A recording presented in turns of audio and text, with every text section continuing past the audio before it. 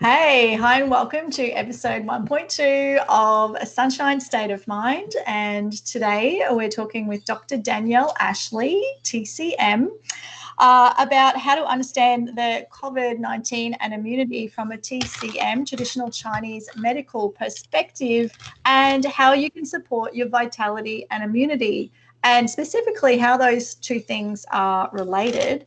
So Danielle has a background in nutrition and naturopathy as well, and she's the founder of Vitamins, which is an immune support for vitality and immunity.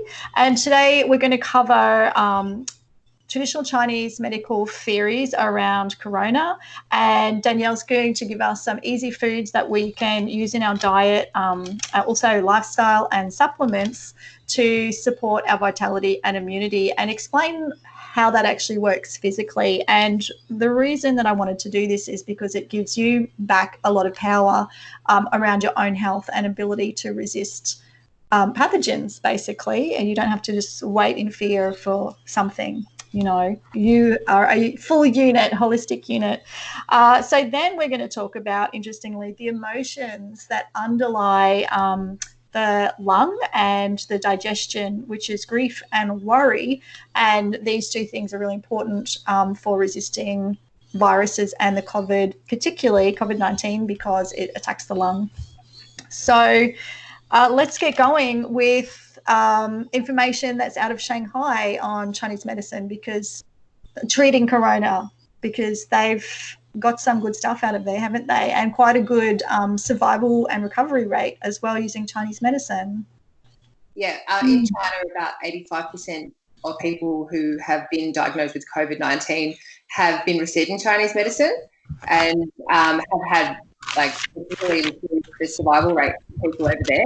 There's been an article released in the Journal of Chinese Medicine and Pharmacology from Shanghai on the 5th of March, and that one goes into 100 cases of COVID, and it looks at the symptom patterns to see what are the similarities in relation to Chinese medicine. And what they found is it's a condition of mucus. It's a condition of dampness, and the suggestion is it's a cold pathogen which invades the body. And so then what is dampness? Dampness, yeah. So that's a TCM way of saying mucus, sticky stuff in your guts that then stores up in your lungs. Mm-hmm. So in Chinese medicine, they say the lungs are the storehouse of phlegm and mucus. So if your digestion is weak, it's not able to transform the fluids or the food you're eating. And if you're eating the wrong foods in terms of incorrect foods that are not helping your body, you're going to be storing a whole bunch of sticky stuff in here, which as a starting point is a bad way to start. Regardless of COVID-19, some of the suggestions that I'm going to, that'll really assist you to avoid a lot of other conditions later in life. So things like arthritis, cancer, a lot of these things have got etiologies in TCM based around phlegm and damp. So improving your diet and nutrition is not just for now, it's for the long term. Yeah. And is that the white, like when you get a white tongue, isn't it? That's dampness, is that right? Yeah, so TCM diagnoses based on looking at the tongue and the pulse, but predominantly the tongue, because it's very visible when you can see dampness. It's obviously not a good idea if we're looking at our tongue, and most Western people have got some kind of slightly pathological tongue coating. We're talking a damp tongue can look like a thick, white, yellow, greasy coat. And that is often found due to the dietary choices we're making. So drinking alcohol, hot, spicy, greasy, sticky foods, cakes, dairy products, wheat products, all the yummy.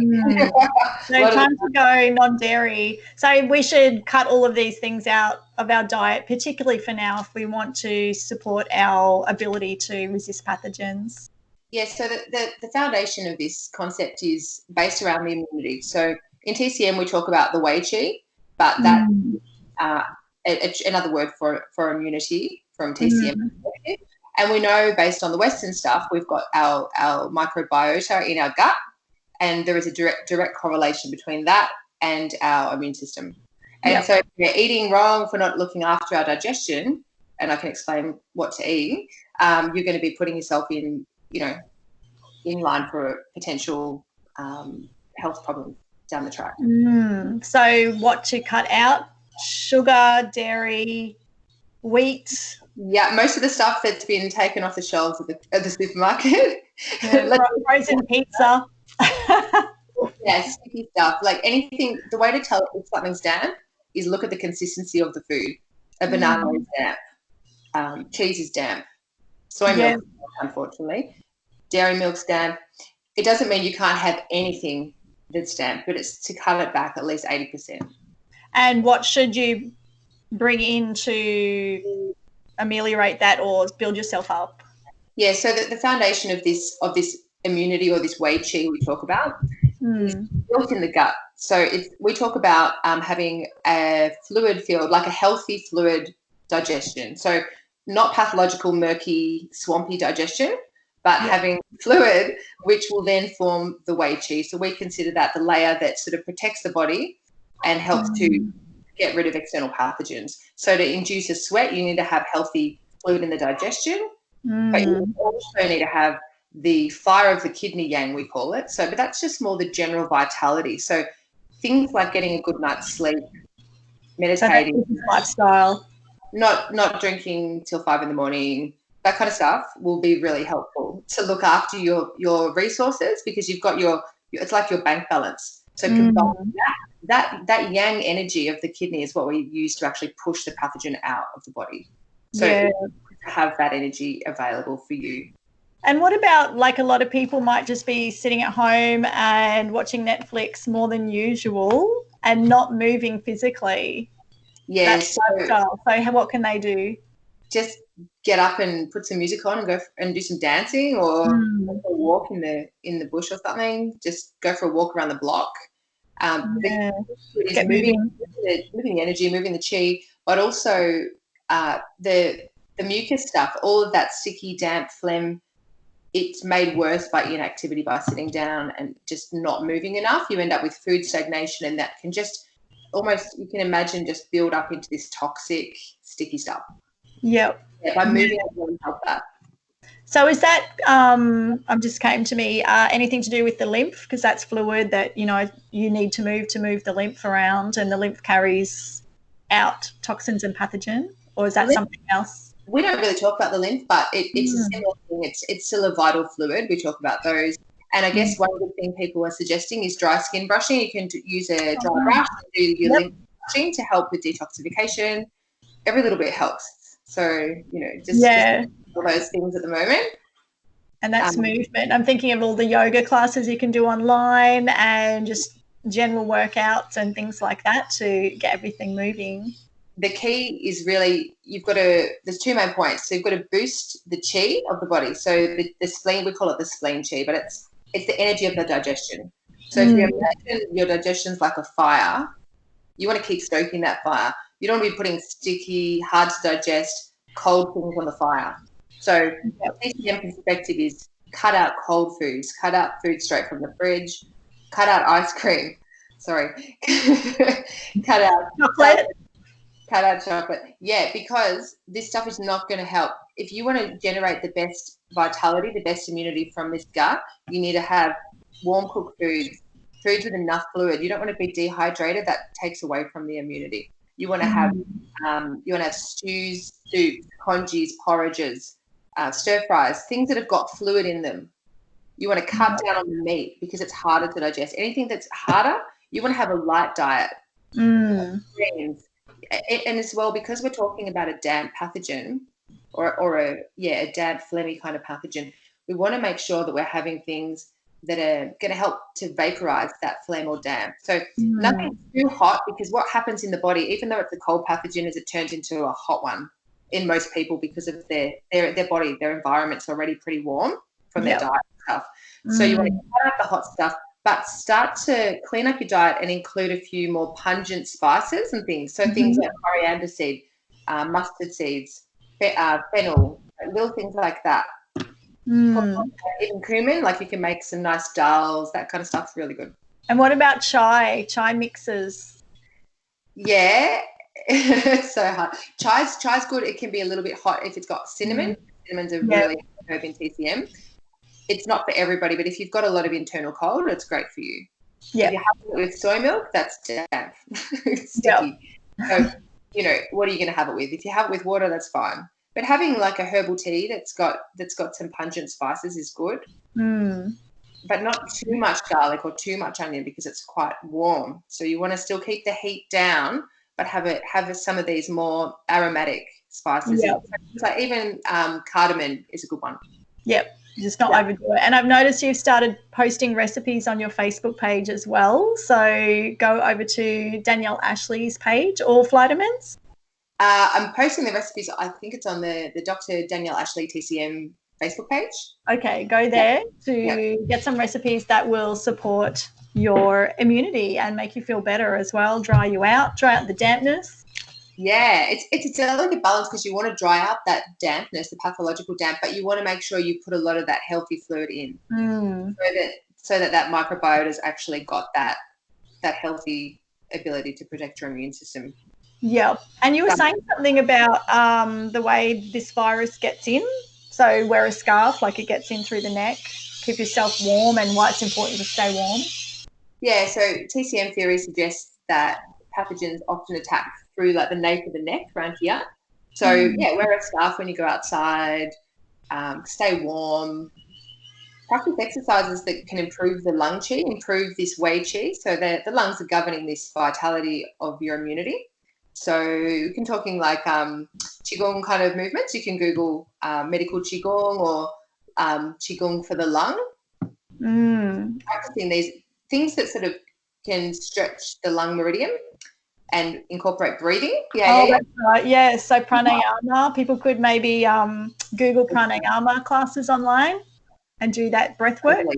Breath work is a great idea right now. And you were mentioning something about in traditional Chinese medicine, organs are paired. There's pairing of organs. So the lung is connected to the spleen, did you say? So there's different pairings. So lung and spleen are the Tai Yin organs, and they are often working together. So that's why we're seeing digestive pathogen or a digestive pathogenesis going on with the lung involvement. So when the digestion is not working, that phlegm's getting stored in the lung, and it's affecting all of the qi, not just the digestive qi, but the actual ability to take in breath, which is what's happening here. And we're getting that pathology in the lung. So people are having phlegm, like they're having trouble breathing. They're getting pneumonia, like the physical manifestation. And we've also got the pairing of the lung with the large intestine. So this is something else that's important to remember. Our large intestine, we've got to keep it moving. So plenty of fiber in your diet. Again, these warm cooked liquidy foods are great for that. Yeah. Yeah, you were saying something about if people are constipated, that's actually going to affect their lung. Yep. They're paired organs in TCM, so the lung and large intestine have a relationship. So by not moving the bowel, the lungs are not moving the qi. So if you look at it working together, you need to make sure that you're going to the bathroom regularly. Yes, and it's important to remember, health is holistic. We're not like this separate mechanized bit, are we? It's everything. There's a knock-on effect. Yeah. Right, and I mean, as far as other things you can do as well, you need to make sure you're building up the qi. So through the breathing that breath work, through food you're choosing, through keeping the digestive energy strong, through herbs as well. So there's, based on this type of pathogen, it could be useful to see a herbalist, a TCM herbalist, or another type of herbalist. I can do consults by Skype as well. But the pathogenesis, it sort of changes, and the herbal formulations that are appropriate for this condition change depending on the person's inner landscape and depending on whether that they've got internal heat, excessive dampness. It tends to be a toxic, damp febrile disease pathology in TCM. Yep. And astrology would say, if you've got a lot of water and no fire, you can't have cold things, so you need to warm it up. If you've got a lot of fire, you're going to have to cool it down more. Like, everyone's so individual. So, Danielle does do Skype consultations, and because they do diagnostics with the tongue, she can do that and not be in person and still get a great result. And so she can help you with lifestyle and diet and give you recipes and things that will support you personally. as well as she has her vitamins supplement as well, which would be great, especially as I've noticed lots of stocks of vitamin C and olive leaf extract, they're gone. I went to go and buy some last week and the shelves were stripped. So that's a bit of a worry. Another resource for you. So you can book in with Danielle at danielleashley.com.au. Yeah, just send me an inbox there. I can also do acupressure, so I can work on you remotely using acupoints and get you to stimulate the acupoints. There's a lot of processes for immunity at the moment that we can Great. Okay, so let's get to the number 3 point, which is the emotions connected to and underlying the lung, and which is grief, and the digestion, which is worry. So, and I'll just give a quick astrological background on that, which I think is a really interesting correlation that, there's been all this talk about Saturn, Pluto, and which Saturn moved today, I think it was, and Jupiter in Capricorn, so it's been quite earth dominant and earth heavy, and Capricorn is associated with depression and grief, funnily enough, and fear, and it's contracting so that you can form something. And I think of it as, in the positive, contractions are needed to birth something, like literally to push something out, and it's painful and not much fun, but you've just got to go with it and keep your eye on the prize. And we're with Jupiter, which amplifies, we're getting extreme contraction, and our economies, definitely resulting in it's being contracted severely. And of course, Capricorn is the economy and government as well. So in terms of that grief, astrologically, there's a mass kind of grieving that I think needs to be processed. So cry, get your grief out personally. And if there could be a mass catharsis, that would be great, rather than just being in fear and worry. Like, just approach what's there and release it and let it flow. And emotional freedom technique, the tapping, is, you can Google that, is really great for getting into your emotions and getting that stuff out. Like, I've got a lot of fire, I've got Moon in Aries, I don't find my crying easy. Apparently I didn't even cry when I was born. And so that helps me kind of tap in and find it. Otherwise, I'm not really getting it out. I just feel, how do I feel? I feel angry. I've got Moon in Aries. I feel like action, doing something, but that doesn't relieve grief that's there or other emotions. So I highly recommend that. But so that's the astrological component of the situation. But so let's go to Danielle for help on how to deal with that through Chinese medicine. So lung is grief, digestion, worry. It upsets it. It's almost as though there are different emotions attached to each organ. So with the lung, it can be various emotions, but things like grief, loss, the ability to take in life, like the ability to receive life, that feeling of like just, it's almost like a depression, but it's slightly different. That kind of feeling is the feeling of the lung. The sadness can actually cause the lung qi to sort of disperse, and that's hard to weaken the lung qi, so you can have like a weaker voice or trouble taking a deep. The kidney qi is connected, or the kidney is connected to the emotion of fear. And you can see that with young kids, like say they wet the bed or something and they've come from a very fearful home life or something like that. Yeah, right. That's interesting.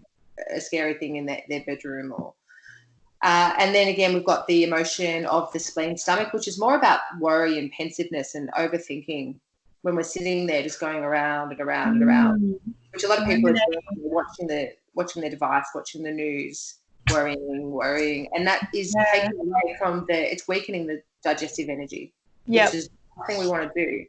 We want to be healthy. So tap out fear. I think I don't really watch the news, and I notice it when it's on because I live with my cousins. If I go up into the kitchen, they've got the news on. It's like I immediately feel that contraction and fear, and I tune out pretty quickly because it's not supportive of me. So I guess it's just being aware, like tap in, see where things are at. Don't just sit there worrying, right? Like it's affecting all your energy and your organs, and the very thing that you're afraid of, you're more likely to be exposed to because your immunity is going down with your vitality and your health. And also in astrology, of course, the sun is your vitality. So, you know, you've got to get back into yourself and what you love. Like even if it's FaceTiming your friends or doing something creative, you've got to tap in and be there. And I guess with the worry, that would be great to do meditation, and like there's so many guided meditation apps and everything. It's so available now. So what a time to be in quarantine. Totally, yeah. And I think it's about expressing your emotion, whatever that is, or finding a way to work with that. So if it is worry and anxiety, maybe writing things down. Yeah. Or grief, having a cry, or that's a great idea. Journaling. Just trying to breathe and open up, go into that grief, and then let it out. But it's just not sticking in that for too long. Trying to move it, trying to let it go. Yeah. And that's what the large intestine's about, which is interesting, which is no surprise. But the large intestine relationship, lungs taking in life and large intestines letting go. So okay, that's true. Maybe you need to work on letting go. Yes, and I was just thinking of a good technique for even just identifying what that, there's just like a generalized fear that can happen. And with that panic, mass hysteria and panic that's been happening, like to pull yourself out of that, it's good to initially identify and pin down what it is you're afraid of. Like what is the fear? What's underpinning your fear? So you can just do that by writing. Journaling kind of reveals all that sort of stuff if you don't censor yourself. And just get all that out first, and then bring in, okay, what's your vision of how you would like things to be, and call in feelings that make you feel expansive and good, and think of people and situations that have been awesome to shift your energy, which will then kind of come through into supporting your organs, won't it? Stop that kind of negative spiral. Yeah, there's a direct correlation between what you're putting into your body, whether it's food, whether it's thoughts, whether it's emotion, and if you can if you're catching something and it seems like it's not helpful and you're not giving it an expression, you need it to be helpful to actually catch it and figure out what can I do with this, how can I move this a bit? Digest it. If it's something coming up, you need to digest it. That's what that spleen stomach function's about. That's a sign. Like the anxiety or the pensiveness is that emotion is not being digested. It's like a murky, swamp there. You don't want your mind to be like that, because that will be represented in the mind, that foggy head. That's not, we want that. We don't want that. It's so interesting, isn't it? There's so many levels that everything appears on, and which also means there's so many doorways into changing that cycle. Yeah, definitely. Herbally, I guess as well, people might want to try vitamins. The reason it's almost by accident, but created vitamins for travelers, and it just turns out that the ingredients are perfect for right now. And all in one, so it's just a capsule these days. It's like just like this. It used to be a really nasty tasting powder, but I've changed it to capsules. And it's vitamins life in flight, isn't it, at the moment? Yeah, I've changed the tagline now. Yeah. But it's just all about supporting vitality and immunity, supporting you so you don't feel so fatigued. You've got that chi. It's got lots of ginseng. It's got things to relax you, so help just calm the nervous system down. Adaptogenic herbs, rhodiola, ashwagandha to help you sleep. Holy basil. It's got a lot of stuff. Elderberry, which is really hot right now. Yes, I've been hearing about elderberry. Yeah, it's got that in it, and it's got heaps of vitamins. About, I think, 21 vitamins inside, which is a lot, and the ones we want, so zinc, EC, etc. So check it out if you want any information on vitamins.com. Yep, they sound great. And if you want an appointment with Danielle as well for something personalized, definitely check that out, or just give her a buzz and have a chat. I'm doing my consults because I finished my second manuscript, so we could have a look at where this is happening in your life for you, which would be interesting, though, that all that Saturn and Pluto, Jupiter, the Capricorn vibes, where exactly is that contraction and fear that representing that you need to birth something through. That's been quite interesting to watch that. I'm sort of identifying it in my own life now, like, oh, yeah, I get that, okay. Yeah, and actually it's interesting, Danielle is a Capricorn, so she's representing the vibe at the moment. And yeah, when Jupiter is in your sign, it's kind of your year where you represent, and you know, stars have collided. And as we said, Danielle happens to have been working on this formula for immunity for several years now. We're in like vitamins 1.3. Yeah. So yeah, it's like it's her time and she's like all over this. So yeah, give her a call, drop her a line, check out her Facebook for recipes. I'm going to be reposting some of them and making some of them myself, because I noticed she posted one with barley in, and barley is really good for drying up that dampness, isn't it? Yeah. So in TCM, foods have got different thermal natures and different effects on different organs. Some foods are damp and sticky, so like wheat would be one of those, quite cold. Barley is a bit more neutral and able to transform dampness, so it's a good choice for now. Or millet's good too, so like a millet porridge. Oh, yep. Yeah, understanding those natures of what you're putting into your body is really helpful. Okay, so let's recap on no dairy, no sticky foods, no dairy, banana sticky, no banana, or cut it down. Sugar, no. Wheat, no. Cold, no. It's like the food police. Just for now, to keep your system strong. In the US, that will be coming into spring, so that will sort of be helpful in and of by itself, won't it, seasonally? Whereas in Australia, we're going to be heading into winter, which is not ideal.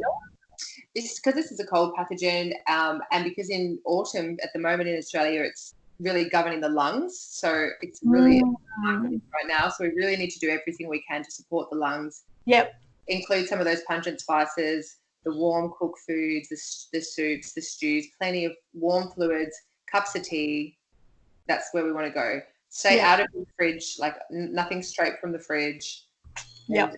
Yeah, if it's too delicious and yummy, it's probably not good for probably bad for you. Isn't that awful? We can make food that's healthy, yeah. So just check out the page, and I'll keep posting some food ideas. And delicious. Okay, well, thank you so much. We're going to check in once a week as new information comes to light. You're keen, aren't you, Dr. D? Yes, we'll keep checking in. There'll be more that we can talk about. Okay, great. Thank you so much. Thank you. Bye for now. Oh, hang on. Oh, this has just died.